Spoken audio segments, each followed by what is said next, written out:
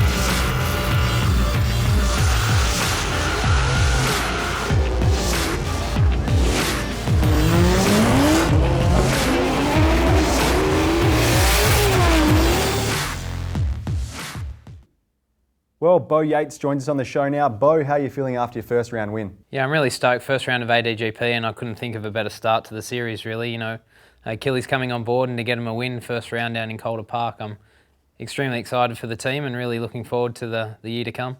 So Bo, looking at the highlights video, you'd think it was pretty smooth sailing for you all weekend, but on the Saturday, the practice day, was a bit of a crashing and bashing going on the walls of the dome.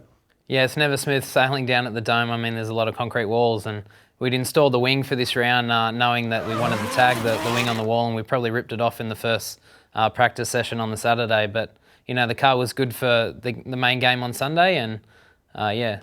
We also heard the car was a bit of a wreck 2 weeks prior to the dome. How much did it take to get it race ready? Yeah, God, 2 weeks out, first round ADGP, and I hagged it off a wall at Sydney Motorsport Park there.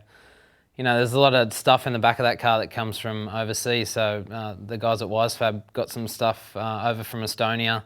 You know, luckily there's only 3 days coming, but yeah, there's extensive damage to the back of the car, new rear quarter panels, complete rear suspension, got a lot of parts, and leading up to the first round of ADGP, it was definitely, you know, we're under the pump to get the car done. So making it to the Sunday qualifying of round one was pretty much just an achievement on its own. Talk us through qualifying now, how'd it go for you? Yeah, well, quali, I mean, I kind of struggled with the grip of the new Achilles, to tell you the truth. I mean, we changed over to Achilles this year, and God, you know, I've had some pretty good success at Calder in the past, and you know, based on my entries last year and stuff, I just couldn't quite get it right, and I was a little bit disappointed with qualifying 7th, but overall, you know, pretty consistent runs. We're pretty close to the wall, and God, the driver level this year is certainly increased. So, I mean, to be anywhere inside the top 10, I was, you know, still pretty happy with my qualifying result.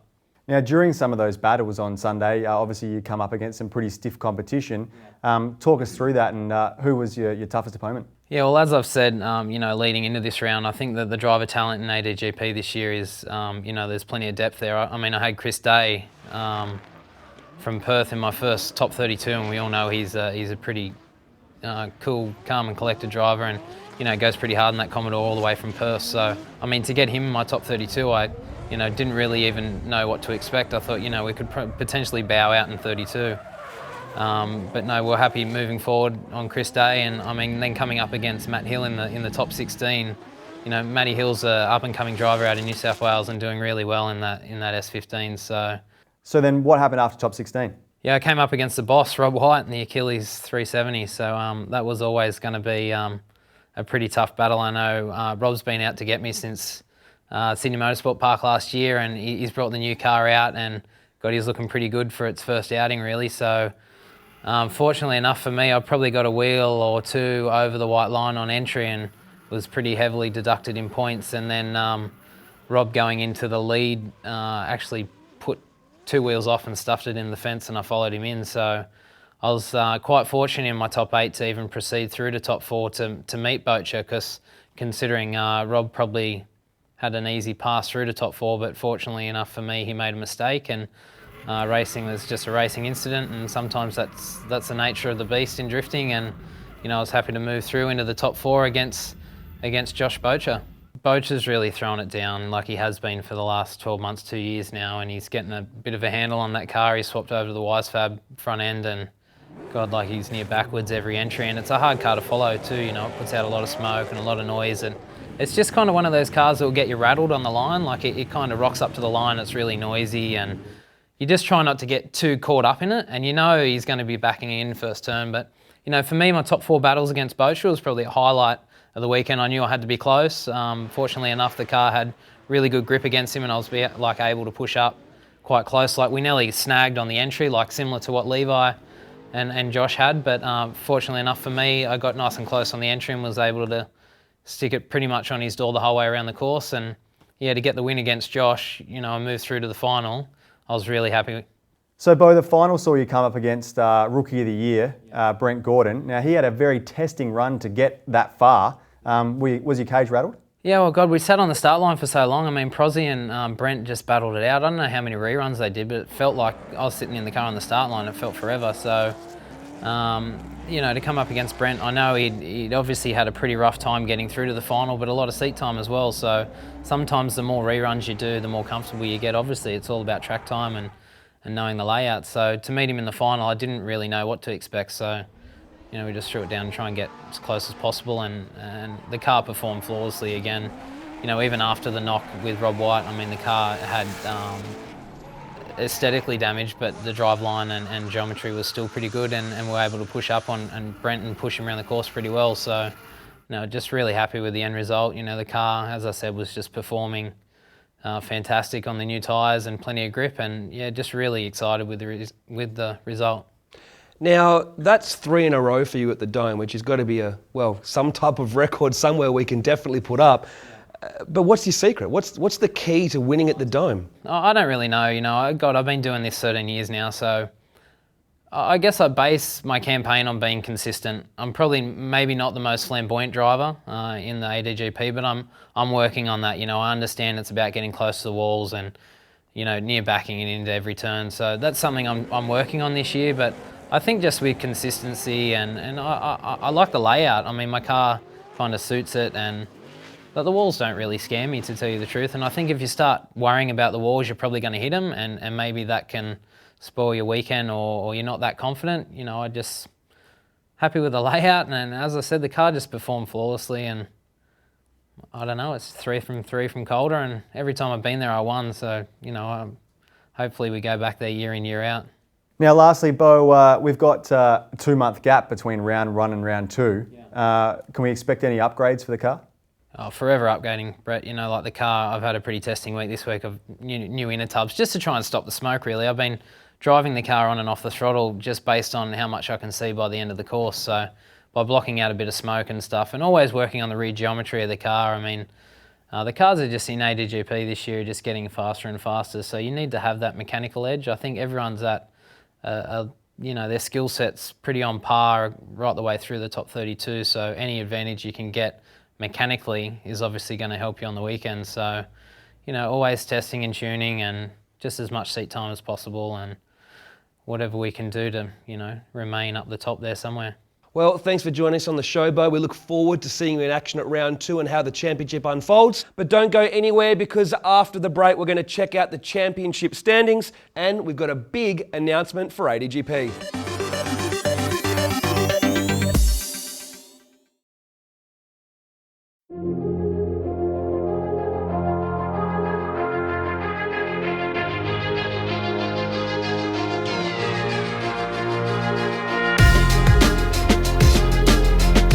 Welcome back to the Just Car Insurance Australian Drifting GP. Now, we've got some big news to announce very shortly, but first up, let's take a recap of how the first round of the season went down. The 2015-16 season of the Just Car Insurance Australian Drifting GP kicked off at the birthplace of ADGP, the Calder Park Thunderdome in Victoria. With a high-speed entry on a bank leading into a tight technical section with concrete all around, it makes for exciting wall-scraping action.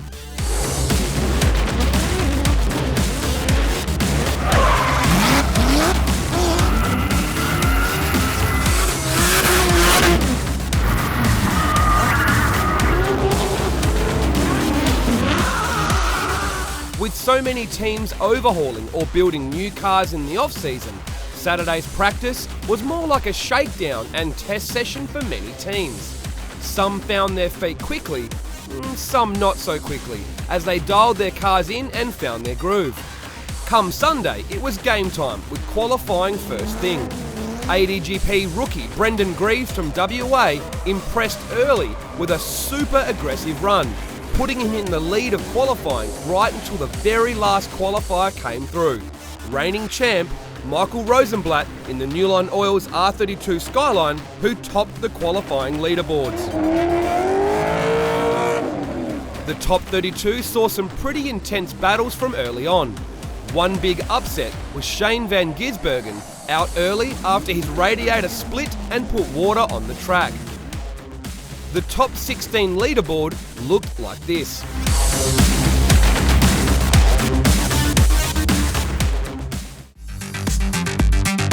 Levi Clark and Josh Botcher crashed and bashed, but Levi was out after his tail shaft broke on entry. Brent Gordon had it tough, having to defeat Nick Coulson in the top 16 and then having to go a double rerun against Michael Prosnick in the top 16 as the judges simply could not split them. The champ Michael Rosenblatt nearly lost out to Michael Bonney in the top 8 but managed to get the win after some reruns. Jake Jones gave us a great battle against Josh Botcher, but JB took the win. And Bo Yates made contact with Rob White after following him into the wall. Bo got the win and was able to repair the car for the top 4, which looked like this. First up, it was previous season champion versus previous season Rookie of the Year. Brent Gordon continued his charge and took the win over Rosenblatt. On the other side of the tree, Bo Yates defeated Josh Botcher. JB grabbed his second podium in a row though, defeating Rosenblatt in a close battle for third. In the finals, Bo Yates made it 3 in a row at the Dome for him, defeating Brent Gordon. And this is how the top 10 for the event and the championship standings look after one round.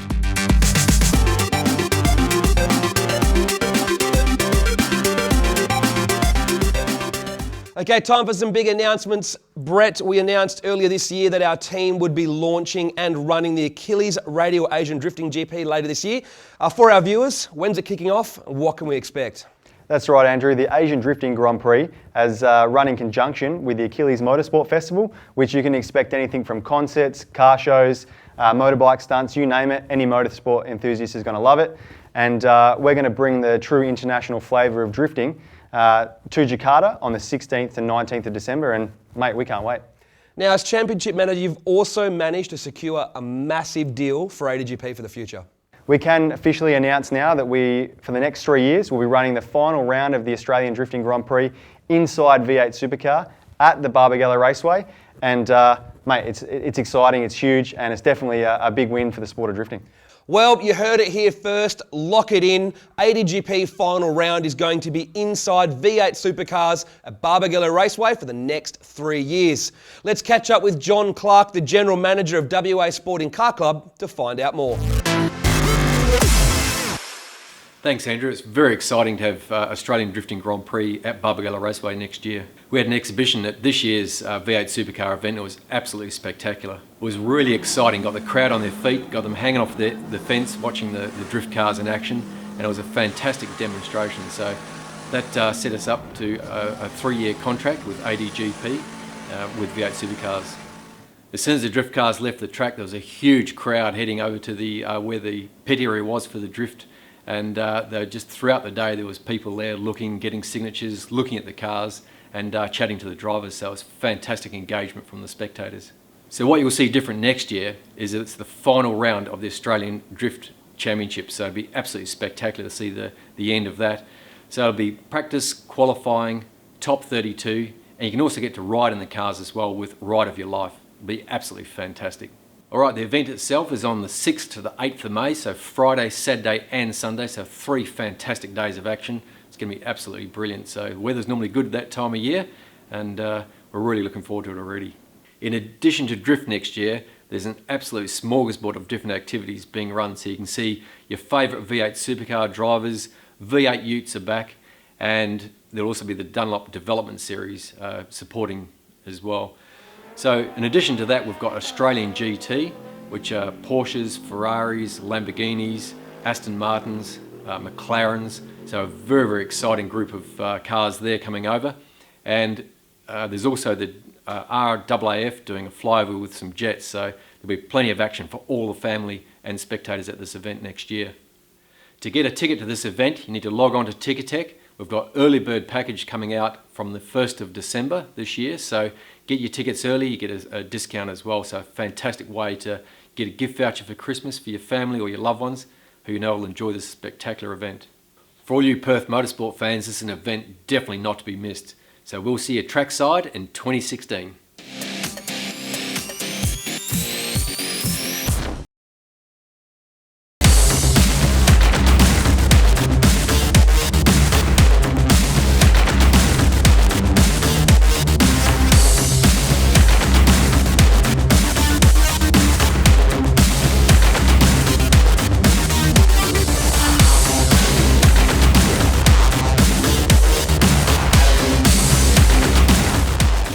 Welcome back to the Just Car Insurance Australian Drifting GP. Now, drifting is one of the most exciting motorsports on the planet, and it's also one of the most accessible. If you truly want to understand it though, you do need to really get in a car yourself. And this is where the ADGP Ride of Your Life program comes in. That's right, Andrew. ADGP offers fans a chance to jump in the passenger seat of a pro-level drift car with some of Australia's best drifters. We offer it at each round, and including some of our exhibition events as well. All you need to do to secure your hot seat spot is jump over to our website. Well, it's a pretty wild ride in today's modern pro drift cars, so we thought we'd send our field reporter Sarah on a bit of a mission to show you exactly what the ADGP Ride of Your Life program is all about. Drifting is one of the most extreme motorsports on the planet, and to truly understand how wild it is, you need to experience it for yourself. Australian Drifting Grand Prix offer the Ride of Your Life experience, where spectators can purchase a ride with Australia's best drifters. Let's go check it out.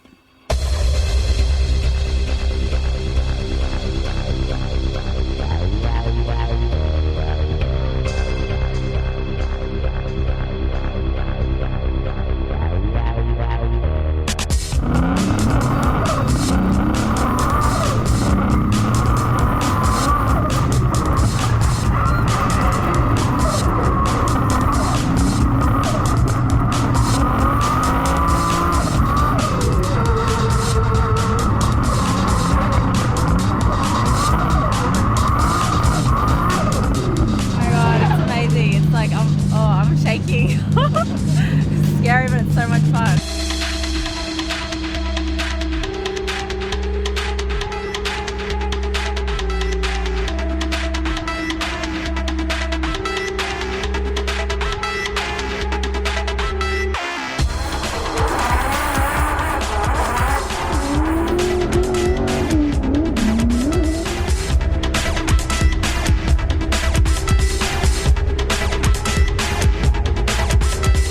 The Ride of Your Life program is available at most ADGP rounds, and the big ticket item is a ride at V8 Supercars Perth. It is a full experience, getting suited up and a helmet before a driver's briefing, meeting your driver and getting strapped in for the ride of your life.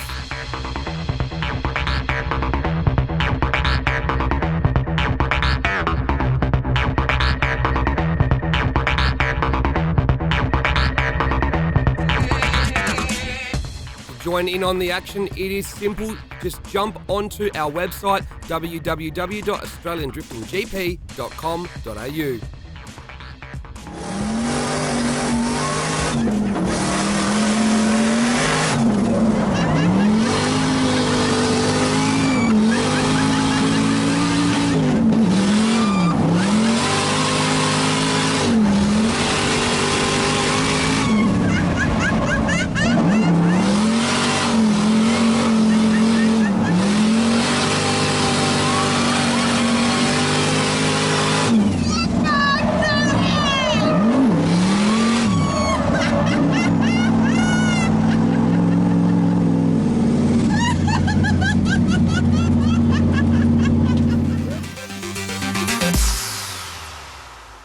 Well, there you have it, the ADGP Ride of Your Life program.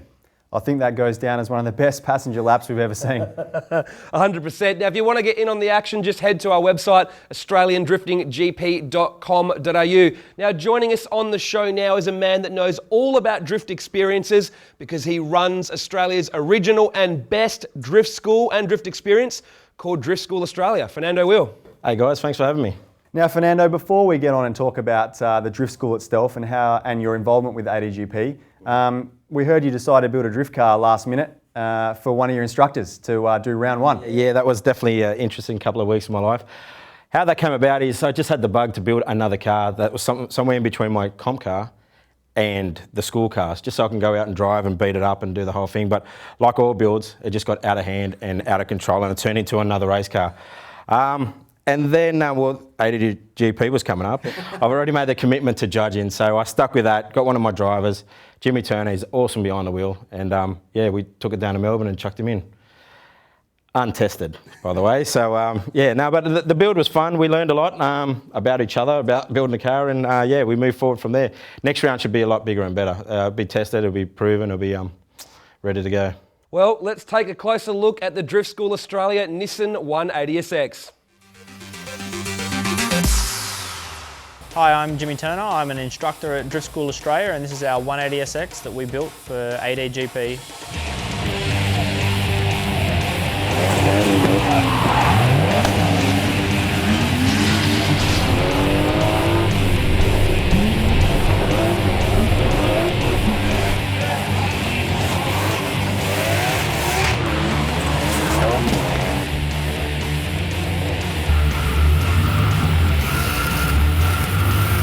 Basically, we put this car together for the first opening round of ADGP here at Drift School Australia.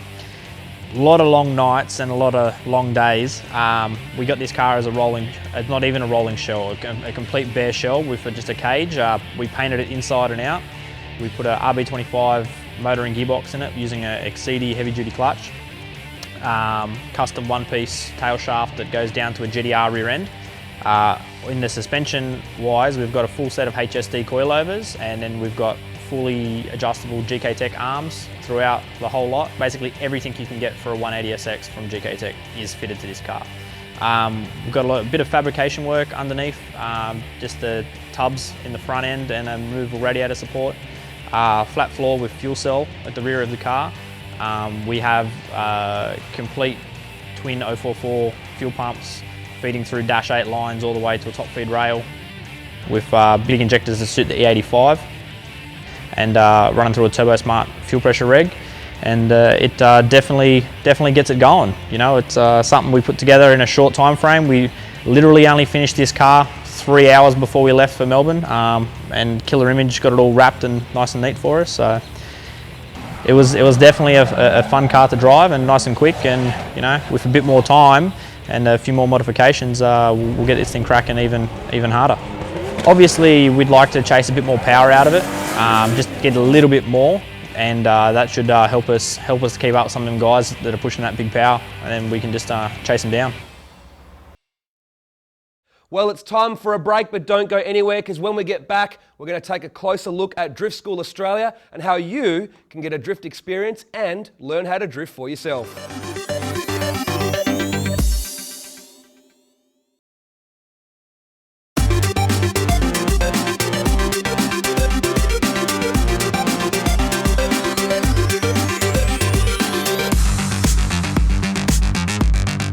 Welcome back to the Just Car Insurance Australian Drifting GP. We're joined on the show now by Fernando Will from Drift School Australia. So Ferds, you've been around drifting pretty much since its inception in Australia. Tell us a little bit about your history. Yeah, well, I would have got behind the wheel of a car, went out and bought one just ad lib, and got behind the wheel in about 04, 05, somewhere towards the end of 04. First corner that I done, that was it. It was all over then. It was the drift bug bit, and I wasn't going to look back. It's been a part of my life pretty much every day, if not every second day since then. I can't remember a day not waking up thinking about drifting or doing something in line with drifting. We moved forward and we started competing. It would have been towards the end of 05. So I wobbled around the track for a couple of months, about a year, and then competed in my first event and did rather well. So Did a couple of rounds with what was Drift Australia back then in the underclass, the street class, and then moved up the ranks there and actually got picked up by a team. Obviously, we're talking about the auto salon industry car here. I got approached by two guys that were actually putting this car together and the team together, and they just asked me, would you like to drive for us for a team? And I was like, yeah, of course. Then over the next few weeks, we had some meetings and they showed me the car and what they were going to do and the type of build they were going to do, and it was just ridiculous. For its time, it was probably the biggest, if not the biggest build that I've ever seen or heard of. The sponsors they got on board and the backing they got behind it was just incredible. Yeah, it was just out of the box. This car was phenomenal. Like the build they'd done was just crazy. Got to up the top of the board in the championship and got invited over to do the D1 World All-Stars in Irwindale, which was definitely the highlight of the career. No, there's nothing that's going to top that for me actually. And the highlight of that event was definitely overtaking Imamura, who was the previous year Japanese champion. I'm sure you got some footage of that you can show the fans. Yeah, I'm sure it's all over there. Just Google it. So Ferds, you've been around drifting for over 10 years now. You're obviously a judge in the ADGP series. That means you've probably got a pretty good understanding of what's happened in the scene over the last 10 years. Give us your view on the progression of not only the cars, but also the driving in the last 10 years in Australia. I'd say the biggest change would be aggression. Like the aggressiveness that the drivers have got these days is just ridiculous compared to what it was before. The proximity these days, we're talking inches. We're not talking feet or car lengths. We're talking like a couple of inches. The guys at Melbourne had tyres rubbing on doors, you know what I mean? The mirrors were getting in each other's way. And I mean, they're not hitting each other. They're just placing the car there and sticking all the way around the corner. You got the cars to support you. You can drive like that. Obviously, you need a whole heap of talent to be able to do that. But yeah, the aggression and the proximity these days is just phenomenal. Going back and watching the old videos, you actually look at it and you're like, I thought we were on top of our game back then. But yeah, these days it's just it's chalk and cheese, definitely chalk and cheese. Now let's talk about Drift School Australia. Like, when did it start and how has it evolved? So we kicked off Drift School Australia in about 2008. Obviously it was called Project D back then. It was 2 cars, maybe 10 to 12 people every 6, 8, 10 weeks we put on a school, and it was a big thing back then. We had a bit of fun with it, and then all of a sudden it took off and started growing. We added another car to it and another car, and we got more staff involved, and then all of a sudden at the moment we're up to 10 cars, building another 2. Basically what keeps me going is just the smiles that you get on the faces, and the people come up to you and they grab your hand, they shake your hand, and they're just like, the things that we achieved today at your school, we never thought we would. Like, we all love drifting, and it's something that I really want to share with everyone, really. Well, we headed out to Sydney Dragway for a closer look at Drift School Australia. Drifting is one of the most exciting motorsports on the planet, but requires a totally different driving style to any other. How do you learn this driving style? Well, you go to school. Drift School.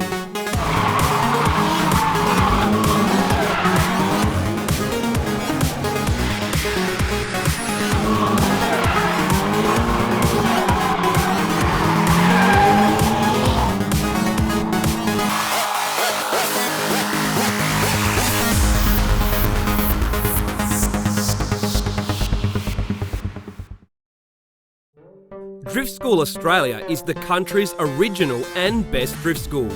Founded in 2008, it is owned by international drifting veteran Fernando Wheel. So we're the original drift school in Australia, operating for over 7 years. So some of the advantages of setting up at Sydney Dragway, obviously it lends itself to designing our own custom tracks. We've got such a big skid pan here that we can have multiple layouts as well. Not only are we catering for Sydney, but we've just done a deal with Melbourne, and we're talking to another track on the west side as well. Drift School Australia offers a wide range of packages to suit any budget and what type of drifting fix you want. Drift Battle Thrill Rides start from $99, where you get to ride shotgun with some of the country's best drifters inside some of the wildest drift machines.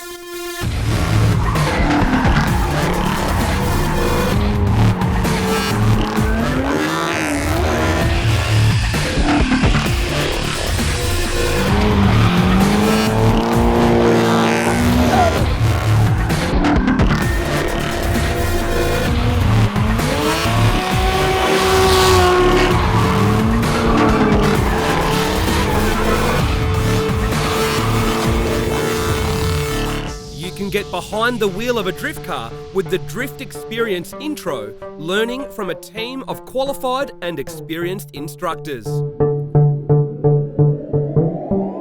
He's an excellent instructor, excellent instructor. There you go.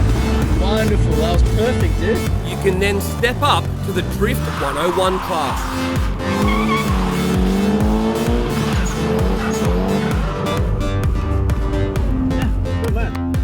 And there is the full day masterclass.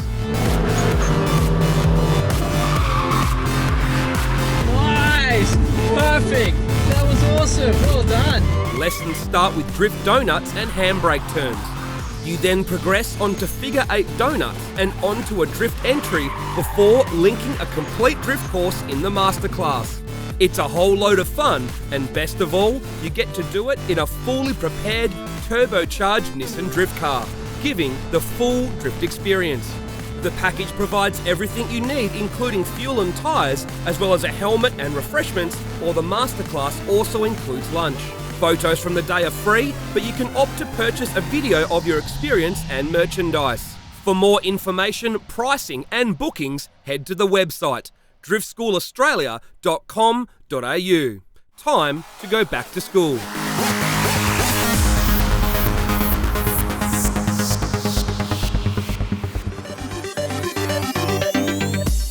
A big thanks to Drift School Australia, one of the official partners and sponsors of ADGP, and doing their bit for the drift scene in Australia.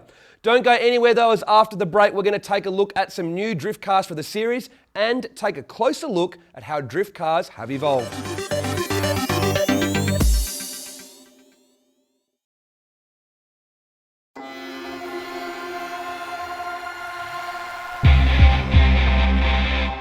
Welcome back to the Just Car Insurance Australian Drifting GP. Plenty of people have a different perception on what a drift car really is, what they look like, what parts you need and how they should be set up. Make no mistake though, a pro-level drift car is one of the most highly developed race machines around. Andrew is going to take you guys for a closer look at what a pro drift car really is. Well, one of the best things about the sport of drifting is it's accessible on so many levels. You can start off in a nice cheap car, doing it for fun or as a hobby, and go all the way through into pro level cars. Now, one of the things we've noticed with drift cars over the last 10 years is they started off quite basic, but certain things were just generic to motorsport, but now a lot of things are custom tailored just to suit a drift car. So we've got a pro level drift car here. It's Levi Clark's Exity Drift Team S15, and we're going to look over it and show you guys some of the things that are more specific to drifting, as well as some of the things that are generic to all levels of motorsport to run reliably in a pro level car. Now, looking into the engine bay, it's all business. What they've done with this car is actually cut away a lot of the factory material and create what's called a tube frame front end. And the reason a lot of drifters do this is, one, it makes it easier to mount a lot of the systems to it. Secondly, it makes the drift car a lot stronger in an impact. So, as you know, they get nice and close when they hit each other. You need a lot more strength in here than what a factory car can provide. And having a tube frame front end also makes it a lot easier to repair after a big accident. So now let's take a look at the engine. Well, we've seen recently in the last few years the switch to V8 engines in drifting. The reason V8s are getting used now, most importantly, is actually low down and mid-range torque. Makes it easier to drift the car so you can focus on the chase rather than focusing trying to keep the car on boost. Now, with a turbocharger in this engine bay, there's obviously now a lot more heat being generated, so the cooling system in a drift car is very important. Now, what the guys have done with Levi's car is they've actually moved the cooling system to two different parts of the car. Now, they've kept the intercooler obviously for the turbo in the engine bay, they've left an oil cooler here, but they've moved the radiator to the boot. Now, this modification is becoming very popular, as eliminating the radiator from the front of the car allows more air to the intercooler, more air into the engine bay. It's a lot cooler, so you get better cooling in that part of the car, but also in a front end accident, which is more common in drifting, you'll find that having the radiator in the boot means less damage, and if there is damage in the front, at least you haven't got a leaking radiator that you need to try and fix. Now, one of the biggest things that's changed and been developed in drifting over the last couple of years is suspension. Now, in the early days of drifting, they would replace suspension arms with adjustable items, just like in other motorsport, and change their wheel alignment. But what they've found happened is drifting now requires totally different suspension geometry to normal circuit racing. And the biggest fundamental reason for that is you're steering with the wheels facing in the opposite direction to normal. And what this does is totally change the characteristics of the suspension. Now what Levi's got in the front of his car is the Wisefab kit, very popular amongst drifters at the moment, and the reason for it is it totally changes the suspension geometry and the way the suspension works in the front of the car. It changes the Ackerman, it also changes the bump steer in the car, and one of the most important things is it adds huge amounts of steering lock, and this is what the guys have been trying to do for a long time now. Now the development of the rear suspension has also changed away from circuit racing in the rear end of drift cars as well. Now when you have a circuit car, you actually want the camber to change as the car rolls or squats to help you get more grip in the corner. But with drifting, the wheels are spinning, so what you're trying to achieve is a maximum contact patch of the tyre on the ground. Now to do that, you want to try and reduce camber curve, and one of the ways to do that is to install a drop spindle style knuckle like this DriftWorks item, and what it does is lowers the car without actually changing the suspension geometry too far from factory. And what that does is it keeps the camber curve where it should be, so you don't get too much camber curve or too much camber change when the car squats, and that helps you keep a flat contact patch of the tyre on the ground. Now another thing to notice here on Levi's car is the use of 2 brake calipers. Now the reason drifters do this, if you run a hydraulic handbrake through to your caliper and the foot brake operates at the same time, it's actually very difficult to try and foot brake to slow down while using the handbrake to adjust your drift, as the two interfere with each other. So what he's done is installed 2 completely separate braking systems, one for the foot brake, one for the handbrake. So it's a lot easier to use the foot brake on entry into the drift. Now in the rear of the car, you'll also notice aftermarket suspension arms, pretty generic motorsport stuff, so you can adjust the suspension. And obviously the choice of coilover in the car is very important as well. A lot of people think drift cars need to be very stiff to make the car slide, but really that's quite counterintuitive, as you want to try and transfer weight over the back tyre. So you actually want to try and make sure that you balance out the spring rates and the shock in the rear to try and get maximum grip, because maximum grip equals maximum speed, and that's one of the criteria of drifting.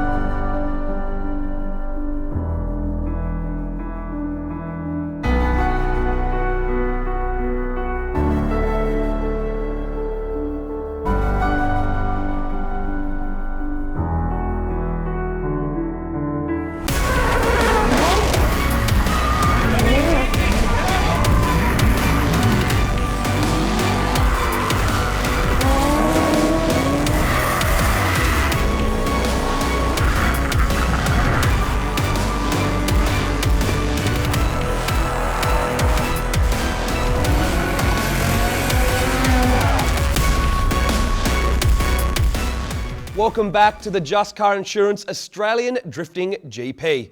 Well, Brett, time for another big announcement. That's right, Andrew. We can announce that we'll be a part of the Perth Speedfest, which will be held at Kwinana Motorplex on December 13. Now, this is an iconic event.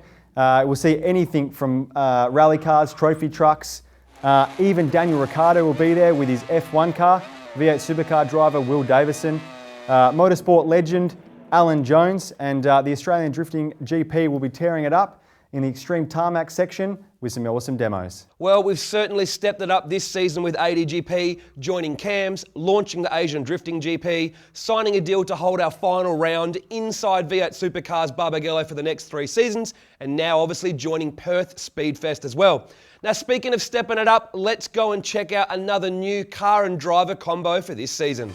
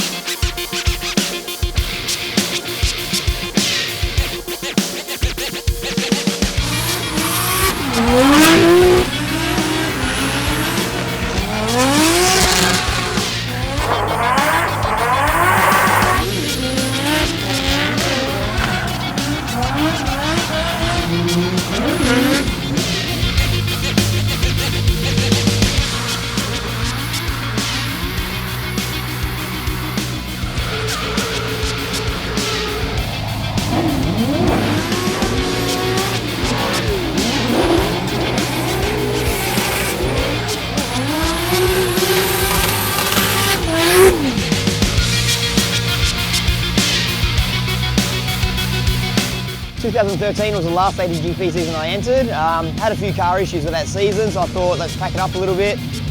We built the S14 for the last round of that because I had a bit of a mishap with the Safira World Time Attack. We put the S14 together, it was a bit of a missile sort of thing, but it seemed to be really competitive. So I just did the local season back home and won the Stadium Drift Championship. We thought we better spice things up a little and make the car look good for ADGP. We wanted to make a return this year. So we got the new Origin kit on it, fresh paint, some good sponsors on board and a bit of new style. So we thought we'd come back and give it a crack. I miss the atmosphere, good friends, want to push myself to drive harder. These are the best drivers in Australia, so why not push myself with them? At the moment, the S14 is pretty basic setups compared to some of the cars here. We're just running a stock RB25 at the moment, so we haven't had time to put the good motor back in it. GT 3076 on it, E85, makes about 340 kilowatts at the wheels. We've got a little bit of nitrous on it if we need. DG5 coilovers using to get the grip to the ground, amazing suspension. Brembo brake kit all around and still running the Driftworks knuckle setup.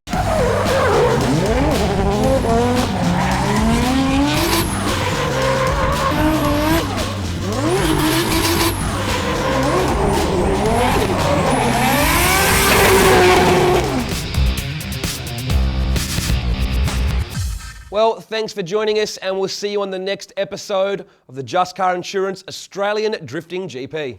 Round 2 heads to Adelaide International Raceway, where we'll be using a custom-built layout that's never been seen before, November 28th and 29th. Now, for more information on that event, head to our website, australiandriftinggp.com.au, and we'll see you next time.